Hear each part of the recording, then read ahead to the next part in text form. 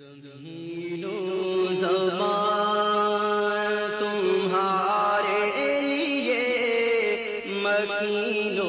مکان تمہارے لیے، زمین و زمان تمہارے لیے، مکین و مکان تمہارے لیے۔ اعوذ باللہ من الشیطان الرجیم، بسم اللہ الرحمن الرحیم۔ الذین ينفقون اموالهم فی سبیل اللہ ثم لا یتبعون ما انفقوا منا ولا اذى لهم اجرهم عند ربهم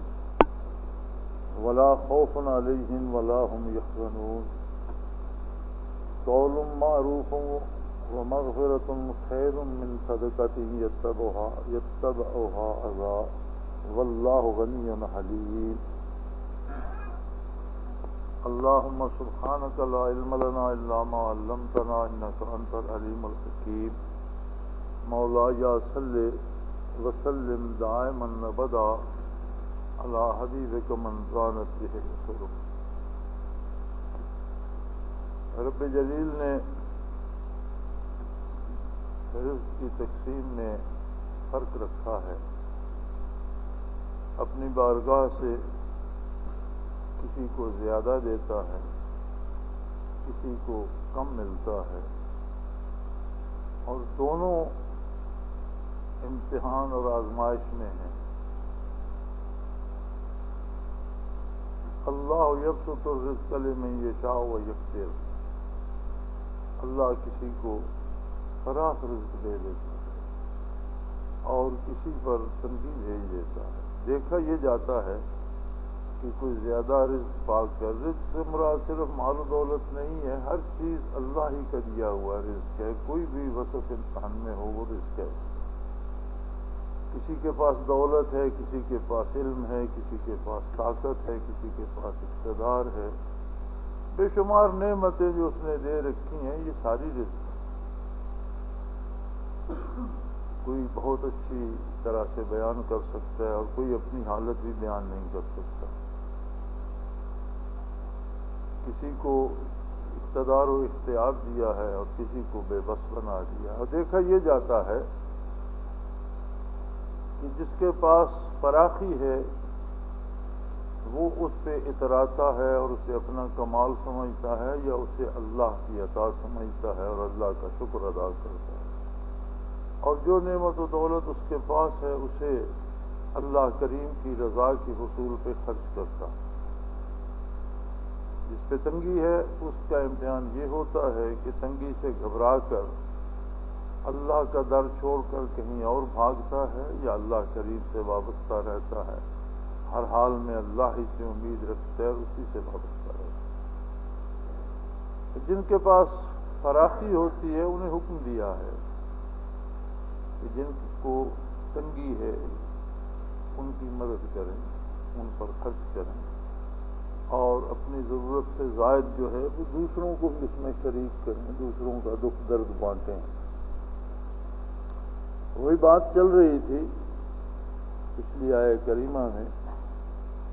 اب اس کا ایک پہلو اور سامنے لایا گیا کہ بعض لوگ دوسروں کی مدد کرتے ہیں سرمایہ سے یا علم سے یا سفارش کر کے، ملازمت دلا کر، کاروبار دلا کر، لیکن پھر وہ سمجھتے ہیں کہ ہم نے جس کا کام کیا ہے یا جس کی مدد کی ہے اب یہ ہمارا زر خرید غلام ہو گیا، ہم نے اس پر بہت احسان کیا۔ حالانکہ بات ایسی نہیں ہے، احسان اللہ کریم کا ہے اس بندے پر جسے اس نے فراخی دی اور اس قابل بنایا کہ وہ دوسروں کی مدد کر سکے، اور پھر دوسرا احسان ہے اس کا کہ اس نے اسے توفیق دی اور دوسروں کی اس نے مدد کی، لہذا اسے اللہ کریم کا زیادہ شکر ادا کرنا چاہیے، نہ کہ بندوں پر اپنا احسان جتاتا پھرے اور انہیں اپنی بڑائی کا احساس دلاتا رہے۔ تو فرمایا الذین ينفقون اموالهم فی سبیل اللہ، ایسے لوگ جو واقعی اللہ کی راہ میں مال خرچ کرتے ہیں، ثم لا یتبعون ما انفقوا منا ولا اذى، پھر وہ مال خرچ کرنے کے بعد جس پر خرچ کرتے ہیں اس پر نہ تو احسان کرتے ہیں اور نہ اس کے لیے باعث ایذا بن جاتے ہیں کہ جہاں بات ہو چار آدمیوں میں کہہ دیں جی اس کا تو یہ میں نے اسے دیا ورنہ یہ تو مر رہا تھا، بات بات پر اس سے رسوا کریں اور باتوں باتوں میں اس پر احسان جتاتے رہیں۔ تو جو لوگ اللہ کی رضا کے لیے اللہ کے دیے ہوئے رزق میں سے اللہ کی مخلوق پہ خرچ کرتے ہیں اور پھر اسے اللہ کا احسان سمجھتے ہیں، اور یہ دوہرا احسان ہے کہ اس نے رزق بھی دیا پھر اپنی راہ میں خرچ کرنے کی توفیق بھی عطا فرمائی، تو جہاں خرچ کرتے ہیں یا جس کی مدد کرتے ہیں اس پر احسان نہیں جتاتے اور اس کے لیے باعث آزار نہیں بنتے، لہم اجرہم عند ربہم، ایسے لوگوں کے لیے اللہ کے پاس بہت بڑا اجر ہے ان کا اللہ کی راہ میں خرچ کرنے کا، اور یہ اس کا پھر احسان ہے کہ مال بھی خود دیا، اپنی راہ میں خرچ کرنے کی توفیق بھی خود دی اور اس پر مزید انعامات سے نواز رہا ہے، اور ان پر ایسا احسان ہوگا ولا خوف علیہم ولا هم یحزنون، نہ انہیں خوف ہوگا نہ انہیں رنج ہوگا، حزن ہوگا۔ خوف ہوتا ہے آنے والے حادثے کا، جانے قبر میں کیا ہو، جانے حشر میں کیا ہو، جانے میرا خاتمہ کیسے ہو، انجام کیا ہو، آنے والی زندگی میں سے کن مصیبتوں سے سابقہ پڑے۔ فرمایا انہیں ایسا خوف نہیں ہوگا، ان کے دل اللہ کی رحمت سے سکون پکڑیں گے اور اس خوف سے نجات پا جائیں گے۔ ولا هم یحزنون، اور نہ انہیں اپنے گزرے وقت پر یا اپنے کیے ہوئے کام پر کوئی دکھ ہوگا، یعنی نہ گزشتہ کا صدمہ ہوگا نہ آئندہ کا کوئی خوف ہوگا، اللہ کی یہ عطا ہوگی۔ اور یہ یاد رکھیں کہ اخروی اجر جو ہیں وہ حقیقت ہیں، حق ہیں اور دائمی ہیں، بہت مضبوط ہیں۔ دنیا کے حالات جو ہیں یہ ایک طرح سے عارضی وقتی اور آخرت کا پرتو یا اس کا سایہ کہہ لیجیے۔ جس بندے کی آخرت سنور جاتی ہے اسے اللہ کریم دنیاوی زندگی میں سکون سے مالا مال کر دے، اسے اطمینان میں، وہ انسان ہے، انسانی حوادث اس پر بھی گزرتے ہیں، بیمار بھی ہوتا ہے، کبھی رزق کی تنگی بھی آتی ہے، کبھی لوگ اس کی جان کے در پہ ہو جاتے ہیں، کبھی لوگ اس کے در پہ آزار ہو، ان سب آزمائشوں سے وہ بھی گزرتا ہے جس سے دوسرے لوگ گزرتے ہیں، کیونکہ انسانی زندگی ایک طرح سے رواں دواں ہے، ایک سیل رواں ہے جو گزر رہا ہے، اور سارے لوگ سارے موسموں سے گزرتے ہیں۔ جس طرح ہر کوئی نیک و بد گرمی سردی سے گزرتا ہے، جس طرح نیک و بد پہ بارش بھی ہوتی ہے اور سوکھا بھی آتا ہے، اسی طرح سے زندگی کے باقی حوادث میں بھی وہ لوگوں کے ساتھ ہوتا ہے، لیکن ہوتا یہ ہے کہ اس کی آخرت سدھر رہی ہو، اس پر وہ پرتو جو آخرت کا ہوتا ہے وہ اس کے دل کو سکون عطا کرتا ہے، وہ مطمئن رہتا ہے۔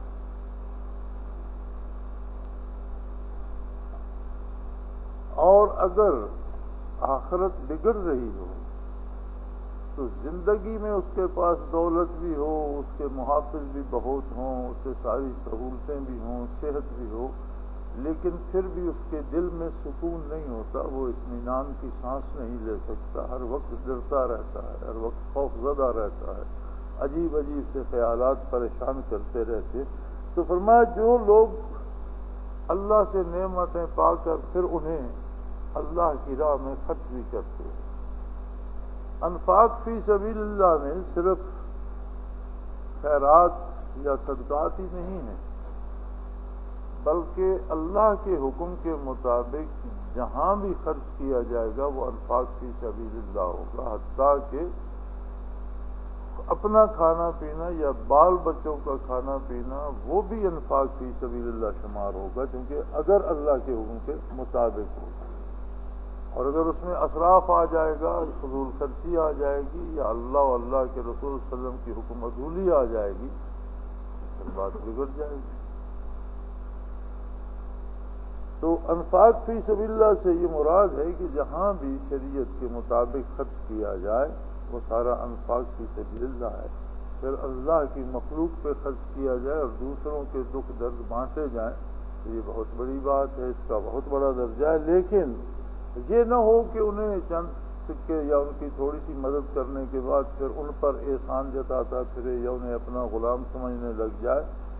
تو جو ایسا نہیں کرے گا اللہ اسے ایسا سکون دے گا کہ نہ اسے کوئی گزشتہ کا افسوس ہوگا نہ آنے والے وقت کا کوئی ڈر ہوگا۔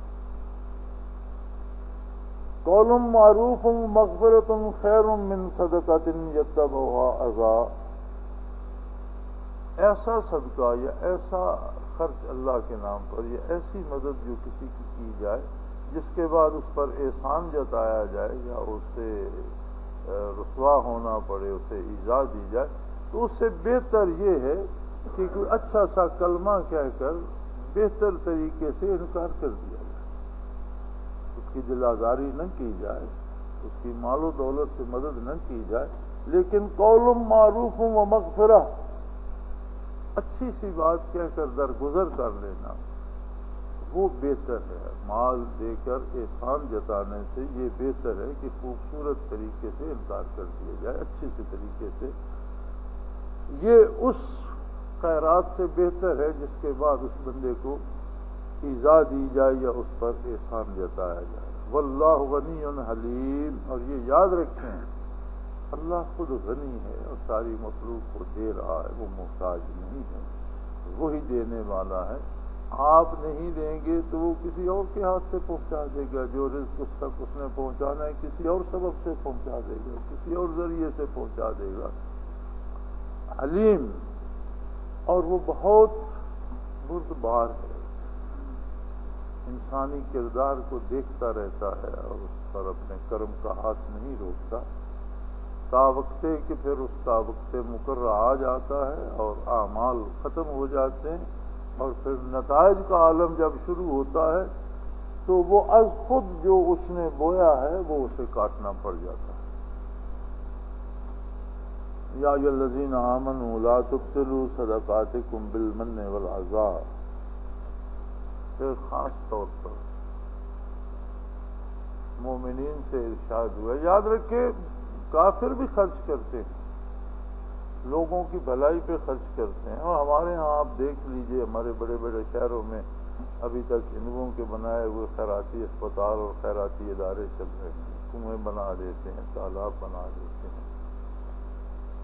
اللہ ایسا کریم ہے کہ جو دوسروں کی بھلائی کے لیے کوئی کام کرتا ہے، کافر بھی کرے تو اس کی بھلائی کو بھی اللہ ضائع نہیں فرماتا، بھلائی بھلائی ہے۔ لیکن کافر کا چونکہ نہ اللہ پر ایمان ہے نہ آخرت پر ایمان ہے نہ اسے اخروی زندگی پہ اعتبار ہے، کیونکہ یہ ساری چیزیں تو تب ہیں کہ جب نبی کریم صلی اللہ علیہ وسلم پر ایمان لائے اور اللہ کو ایسا مانے جیسا حضور منواتے ہیں، آخرت کو ایسا مانے جیسا حضور صلی اللہ علیہ وسلم منواتے ہیں۔ اپنی مرضی سے مانتا رہے تو وہ تو نہ ماننے کے برابر ہے۔ اب چونکہ اسے آخرت کی ضرورت نہیں اور وہ بھلائی کرتا ہے تو اللہ کریم دنیا میں ہی اس کی بھلائی اسے لوٹا دیتے ہیں، کسی مصیبت سے بچا لیتے ہیں، یا اس کا مقصد شہرت حاصل کرنا ہے تو اسے شہرت مل جاتی ہے، تو دنیا میں اس کا اجر اسے مل جاتا ہے۔ لیکن یہاں مومنین کو ان سے الگ کر کے پھر سے ارشاد فرمایا جا رہا ہے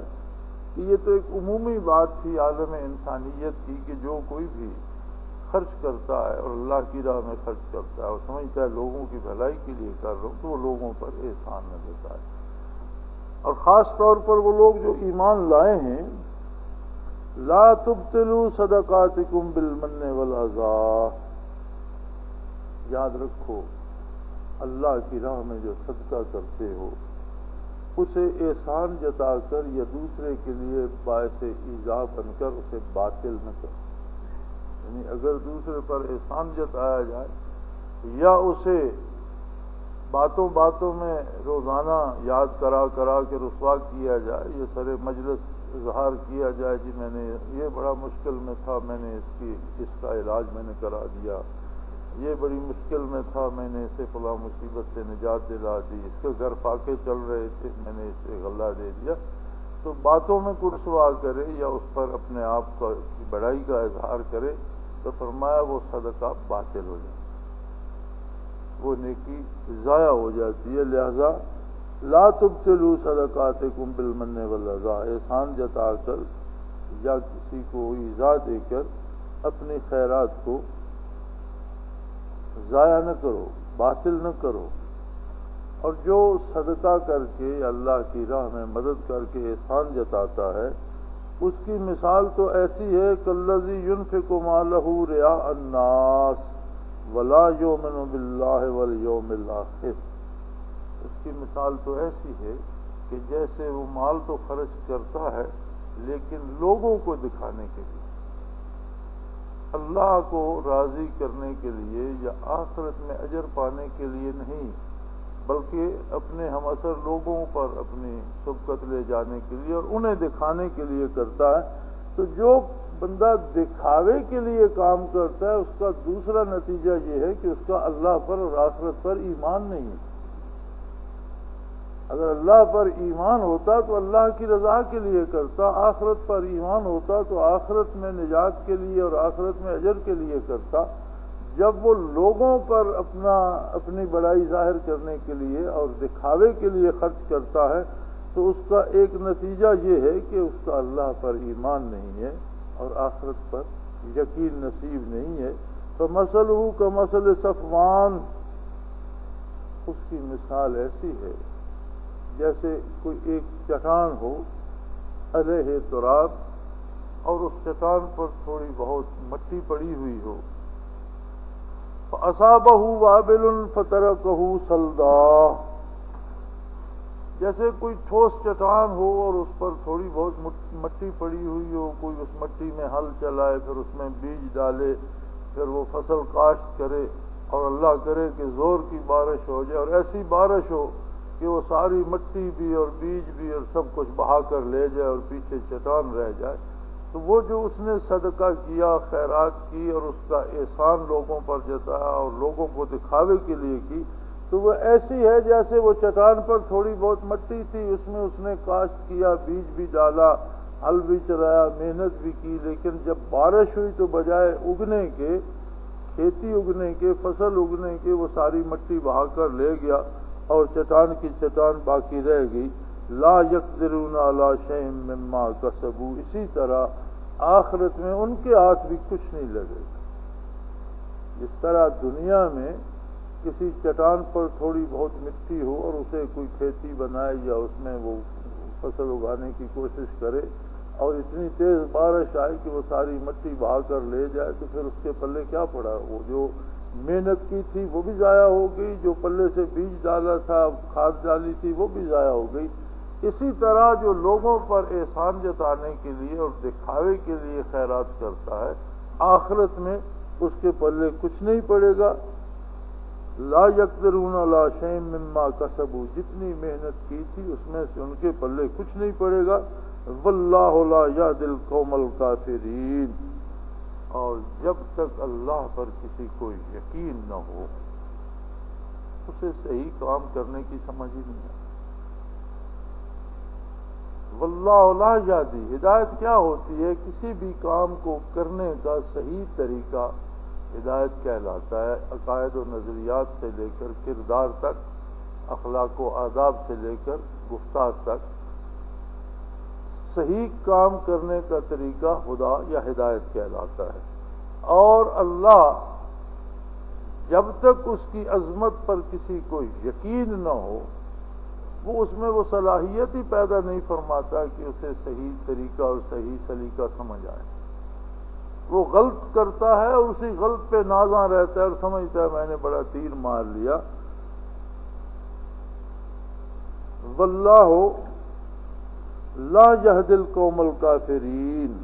اور ایسے انکار کرنے والوں کو اللہ نے کافر کہا، ایسے ناشکروں کو اللہ کبھی صحیح طریقہ اور صحیح طریقہ نہیں سمجھاتے، اس میں وہ صلاحیت ہی مفقود ہو جاتی ہے کہ وہ صحیح غلط میں تمیز کر سکے، وہ غلط ہی کو صحیح سمجھتا رہتا ہے۔ ان صدقات یا نیکی یا بھلائی کے لیے بھی بنیادی شرط اللہ کے ساتھ ایمان ہے، اور شرط یہ ہے کہ اللہ کی رضا کے لیے کی جائے، پھر نیکی نیکی ہوگی۔ اور ذاتی شہرت کے لیے یا دوسروں پر احسان جتانے کے لیے کی جائے تو اس سے مراد یہ ہے کہ ایسا کرنے والے کا ایمان اللہ پر اور آخرت پر کمزور ہے یا نہیں ہے۔ وَمَثَلُ الَّذِينَ يُنْفِقُونَ أَمْوَالَهُمْ ابْتِغَاءَ مَرْضَاتِ اللَّهِ وَتَثْبِيتًا مِّنْ أَنفُسِهِمْ كَمَثَلِ جَنَّةٍ بِرَبْوَةٍ أَصَابَهَا وَابِلٌ فَآتَتْ أُكُلَهَا ضِعْفَيْنِ، لیکن جو لوگ اپنا مال، اپنی قوتیں اللہ کی رضا کے لیے خرچ کرتے ہیں اور اس کی خوشنودی چاہتے ہیں، اگرچہ انہیں خود مشکل میں بھی گزرنا پڑے، اپنی جان پر تکلیف بھی لینی پڑے، لیکن اللہ کی رضا کے لیے دوسروں کے کام آتے ہیں، اپنا مال خرچ کرتے ہیں، اپنی جان رائے حق میں دے دیتے ہیں، ان کی مثال ایسی ہے کمثل جنت بربوہ،